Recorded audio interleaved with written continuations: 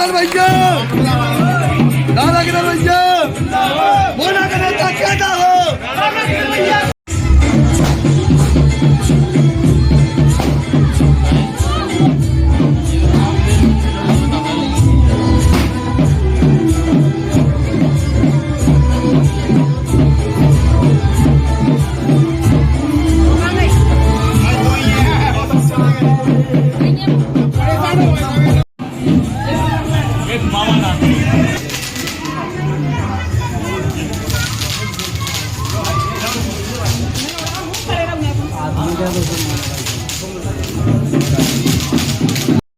Congress party जिंदाबाद। मतलब तो पर वो बयान है वो मैं समझना पता बोली सीताराम मैया की जय, बोली आज के आनंद की जय। डॉक्टर साहब जिंदाबाद, सदन में बराबर बजा रहे, डॉक्टर साहब जिंदाबाद। सदन में बराबर बजा रहे तीनों।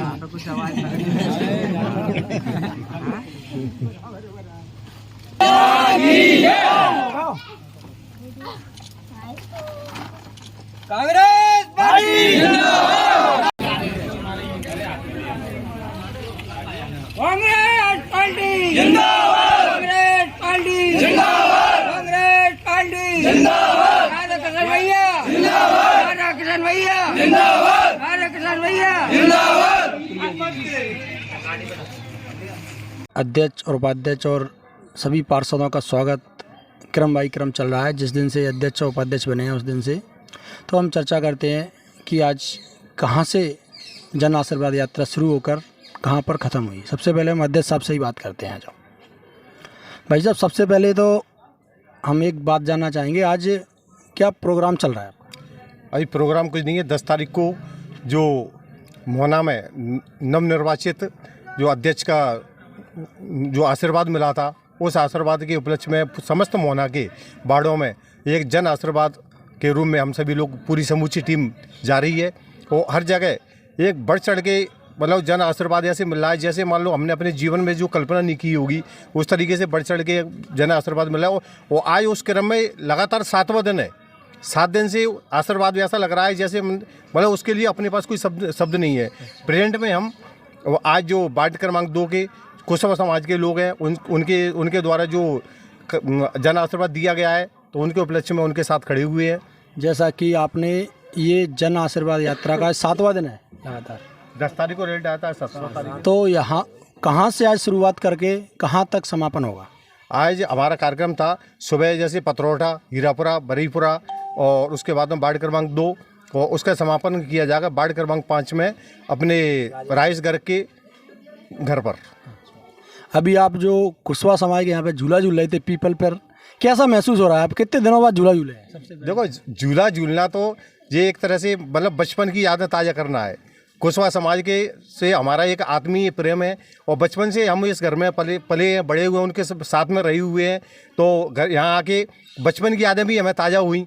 ऐसा लगा जैसे मान लो कि मतलब काफ़ी पुरानी यादें ताज़ा हुई और सावन के महीने जैसा भी महसूस हुआ। काफ़ी सालों से झूला झूला भी नहीं था। अच्छा, राधा किशन जी, सबसे बड़ा सवाल आपसे यही रहेगा कि आप 5 साल तक जनता को भी झूला झुलाएंगे या सिर्फ धक्का देते रहेंगे उनमें? देखो, वैसे इस सवाल का जवाब तो मैं पूर्व में 7 साल पहले से देता चला आ रहा हूँ। तो ये शब्द तो वैसे पब्लिक ने मेरे पे जो विश्वास जताया, हमारी समूची टीम पे जो विश्वास जताया है, वो विश्वास है ना इस रूम में उभर के आया है। इसके लिए मतलब मैं कुछ कहने लायक मेरे शब्द नहीं। एक असंभव कार्य था। प्रदेश में जहाँ भी है ना बीजेपी सरकार की 3-4 सीटें हुआ करती थी, उस जगह वहाँ पर बीजेपी सरकार ने अपनी सरकार बनाई है। लेकिन मोहना का विश्वास और प्यार, बीजेपी को स्पष्ट बहुमत होने के बाद भी मोहना की समूची जनता ने क्षेत्रवासियों के जो प्रेम और जो उन्हें दुआएं मांगी है, ईश्वर के जो परमात्मा का हमें आशीर्वाद मिला है, वो आशीर्वाद सिद्ध करके बता सकता है कि हम आगे क्या करेंगे। वो हमें कुछ विशेष बोलने की जरूरत नहीं है। आइए आपसे एक सवाल और, आपसे आखिरी सवाल यही रहेगा कि अब ये आशीर्वाद यात्रा और ये सारी चीज़ें ख़त्म हो गई हों तो जनता के लिए कुछ काम जो कब से स्टार्ट करेंगे आप लोग? देखो, वैसे हमारा कार्य लगभग कल समूचा क्षेत्र हमारा कवर हो जाएगा। हर घर में हम पहुंच चुके होंगे और क्योंकि जब वोट मांगने, पब्लिक कहती है वोट मांगने तो आते हो आप, वोट मांगने के बाद में, बनने के बाद में, जो भी कुछ पद लेने के बाद में हमारे पास कोई लौट के नहीं आता।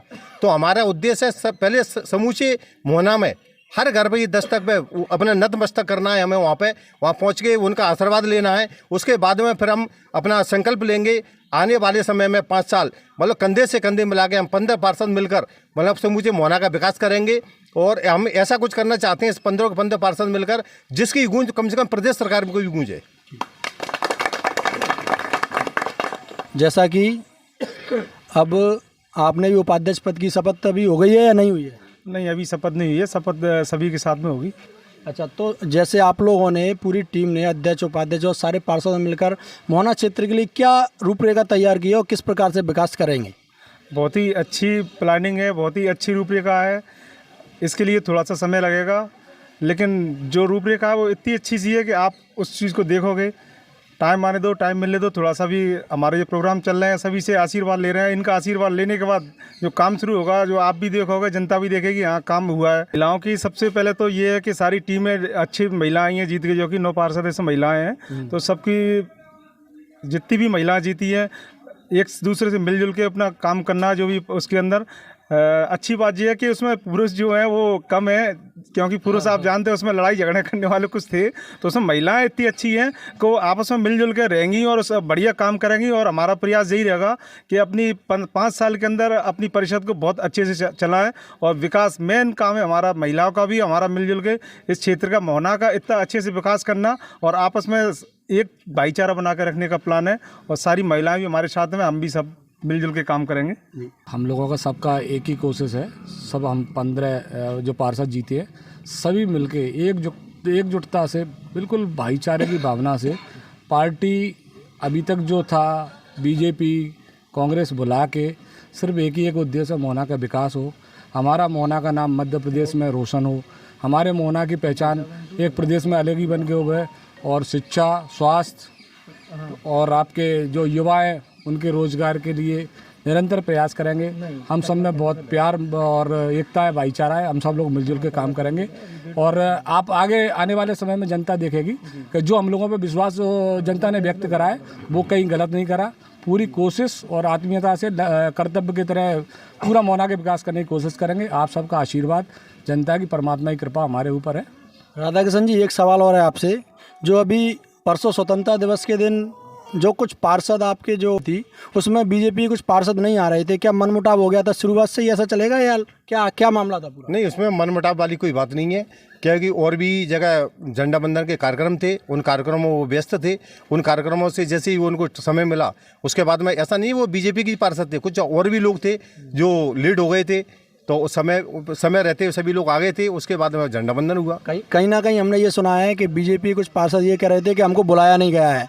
ये फर्स्ट जब झंडा बंधन हुआ था उसी में नहीं बुलाया गया उनको, क्या ये सही बात है? क्या है मामला पूरा? देखो, सही बात तो ये है कि झंडा बंधन बुलाने की परिषद जब हमारी है, 15 पार्षदों की परिषद है, समझ रहे हो ना? बुलाने वाला कौन होता है उनको? जब उसके मालिक वो स्वयं है, उन लोगों की ड्यूटी, उस परिषद के मालिक वो स्वयं है, तो उन्हें बुलाने ना बुलाने का तो कोई सवाल ही पैदा नहीं है। और बाकायदा जो रूल्स रहते हैं, रूल्स को फॉलो किया जाता है, वो फॉलो किया गया था।